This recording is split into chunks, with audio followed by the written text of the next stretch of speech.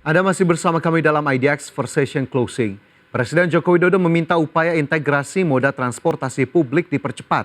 Presiden menyebut upaya pengintegrasian dapat mempermudah akses masyarakat terhadap berbagai moda transportasi publik.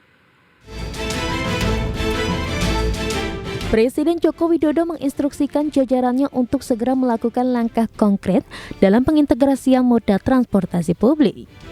Presiden berharap pengintegrasian tersebut dapat mempermudah akses masyarakat terhadap berbagai moda transportasi publik. Setelah kita memiliki MRT, LRT, kereta cepat, kemudian ada kereta bandara yang harus kita segera selesaikan, segera eksekusi adalah bagaimana kita mengintegrasikan moda transportasi ini dengan moda transportasi lainnya, seperti Transjakarta, bus, taksi online, ojek online, sehingga dibutuhkan sebuah sistem yang memudahkan masyarakat, yang akhirnya mendorong masyarakat menggunakan transportasi publik. Karena kuncinya adalah kemudahan dan kenyamanan. Harus dibangun sistem pembayaran yang terintegrasi.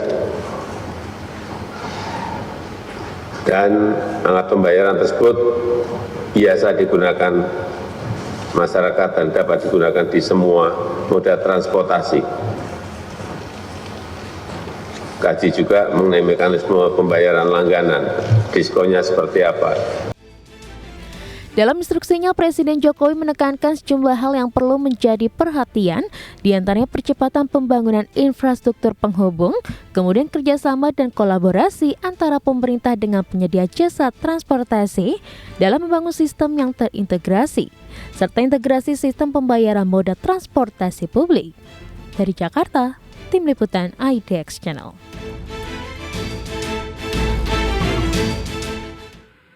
Ya, pemirsa, Presiden Joko Widodo menginginkan adanya integrasi transportasi publik di Jabotabek. Presiden ingin MRT, LRT, hingga kereta cepat WUS yang baru saja diresmikan ini bisa diintegrasikan dengan moda transportasi lainnya seperti Transjakarta, bis, serta taksi dan juga ojek online.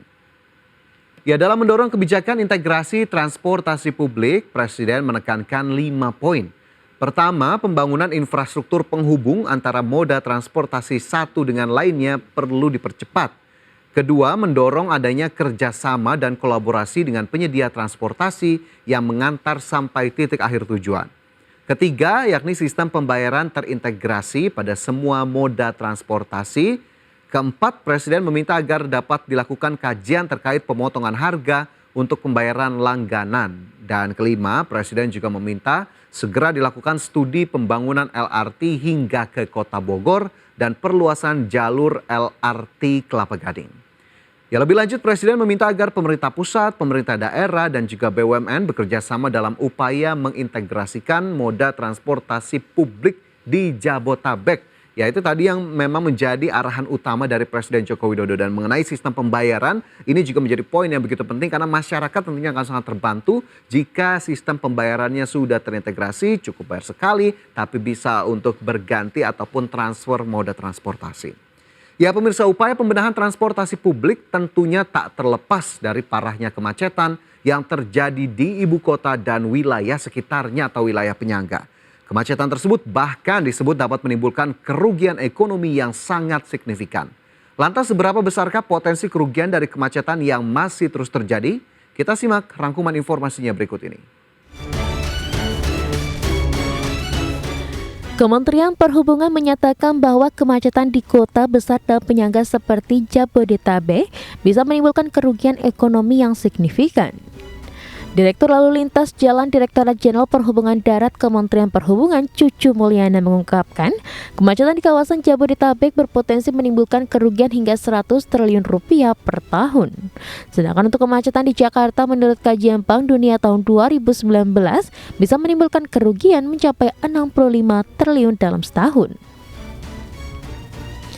Kemacetan di Jakarta juga turut disumbang oleh tingginya pertumbuhan industri otomotif, di mana Kemenhub menyebut industri otomotif dalam 5 tahun terakhir tumbuh 4 hingga 5%. Sementara itu Kemenhub menilai salah satu penyebab kemacetan lantaran masih minimnya minat warga Jakarta menggunakan transportasi umum, bahkan warga DKI yang menggunakan transportasi umum kurang dari 20%. Angka tersebut sangat berbeda dibandingkan negara tetangga lain seperti Singapura, Hong Kong, dan Tokyo yang melampaui 50%. Kemudian Kuala Lumpur dan Bangkok di angka 20 hingga 50%. Sementara Jakarta, Bandung, dan Medan masih di bawah 20%. Untuk itu guna mengatasi kemacetan, Kementerian Perhubungan pun meyakini bahwa transportasi publik beserta fasilitas terkait harus terus dibenahi. Dari Jakarta, Tim Liputan IDX Channel.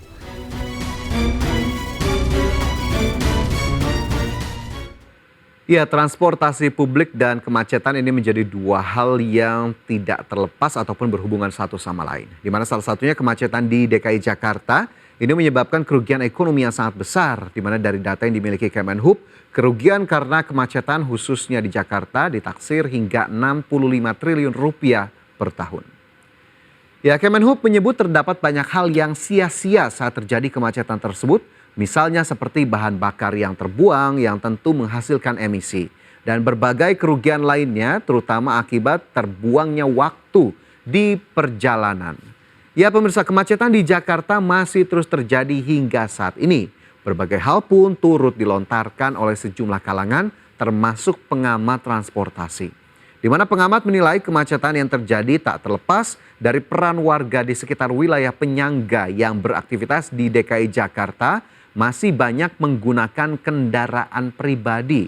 Selain itu kondisi transportasi umum di wilayah penyangga Jakarta ini belum sebaik Jakarta.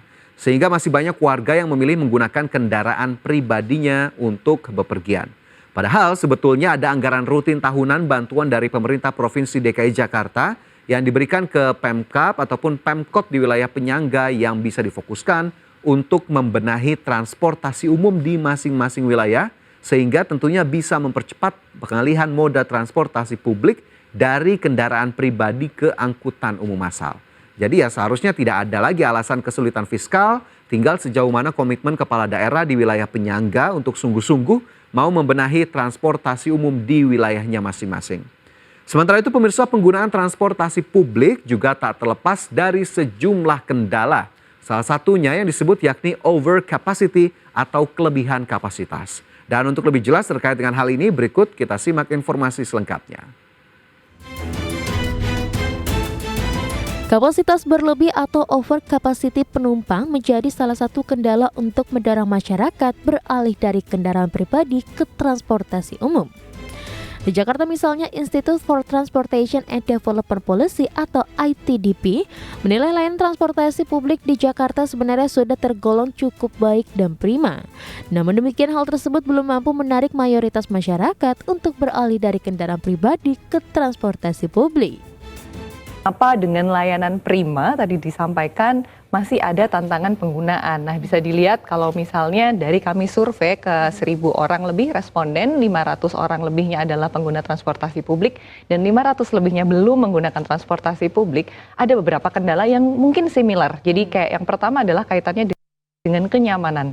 Merasa bahwa pengguna dan non-pengguna kepadatan baik itu di halte station ataupun di armada itu masih menjadi catatan. Artinya transportasi publik kita bukan tidak digunakan atau belum ada yang menggunakan, tapi kondisinya sudah maybe over capacity. Yang kedua kaitannya dengan keandalan, kaitannya dengan bagaimana mendapatkan informasi datang, ada, kapan tiba gitu, kepastian ada atau tidak layanannya. Kemudian yang terakhir kaitannya dengan begitu banyaknya ketika kita mau melakukan transportasi, mobilitas di perkotaan Jabodetabek misalnya, banyak kebutuhan transfer. Lebih lanjut, ITDP menilai peningkatan jumlah pengguna transportasi publik berkaitan langsung dengan adanya kebijakan pendukung dari pemerintah baik dalam hal kapasitas, keseragaman tingkat layanan, cakupan layanan, serta informasi ketersediaan layanan. Untuk itu dengan tingginya arus pergerakan masyarakat dari dan ke ibu kota dan sekitarnya, maka diperlukan peningkatan kapasitas sistem transportasi publik. Dari Jakarta, Tim Liputan IDX Channel. Ya, pengguna transportasi umum di Indonesia, khususnya di kota-kota besar masih sangat rendah, yaitu di bawah 20% seperti Jakarta, Bandung, Medan, dan Surabaya. Jauh di bawah Kuala Lumpur dan Bangkok yang tingkat pengguna transportasi umumnya sudah 20 hingga 50%. Sedangkan di Singapura, Tokyo dan juga Hong Kong ini sudah mencapai 50% lebih. Sementara itu sebagai referensi, pemirsa, terdapat beberapa negara dengan sistem transportasi terbaik di dunia. Adapun baiknya sistem transportasi publik akan mampu meningkatkan pendapatan negara, baik dari aktivitas penduduk atau warga setempat atau bahkan dari pebisnis atau wisatawan asing. Negara dengan sistem transportasi terbaik salah satunya adalah Hong Kong, pemirsa, di mana sebagian besar wilayah di Hong Kong ini sudah dijangkau oleh kereta bawah tanah yang disebut MTR. Untuk beberapa wilayah kecil yang belum terjangkau dengan MTR dapat dicapai dengan bus, tram ataupun taksi. Selain itu jangkauan antar pulaunya juga terkoneksi dengan baik dengan menggunakan layanan kapal feri. Selain Hong Kong, salah satu contoh yang bisa kita jadikan pelajaran yakni Belanda yang juga dikenal dengan sistem transportasinya yang baik. Berbagai infrastruktur transportasi di Belanda dibangun dengan baik dan Belanda sepertinya ya ini harus kita akui memang cocok menjadi negara dengan sistem transportasi terbaik di dunia. Karena kota-kotanya sudah terhubung dengan jalur ataupun layanan kereta api. Selain itu Belanda juga memiliki banyak kanal yang menyebabkan sektor transportasi airnya dapat digunakan dengan baik. Ya selain Hong Kong dan juga Belanda tak ketinggalan pemirsa yakni Jepang yang sangat dikenal dengan sistem transportasi keretanya yang sangat baik. Jepang memiliki sistem transportasi dengan layanannya yang tepat waktu dan efisien. Hal tersebut juga didukung oleh sebagian besar masyarakatnya yang lebih memilih menggunakan transportasi umum dibandingkan kendaraan pribadi. Ya pemirsa, kita harapkan ini upaya pembenahan kemudian juga upaya integrasi transportasi publik bisa dipercepat dan kemudian bisa dilaksanakan dengan sebaik-baiknya agar kemudian masyarakatlah yang akan mendapatkan manfaatnya dan kita harapkan dengan baiknya sistem transportasi publik ini akan menciptakan multiplier effect ke berbagai sektor lainnya sehingga ujung-ujungnya negaralah yang akan mendapatkan manfaat.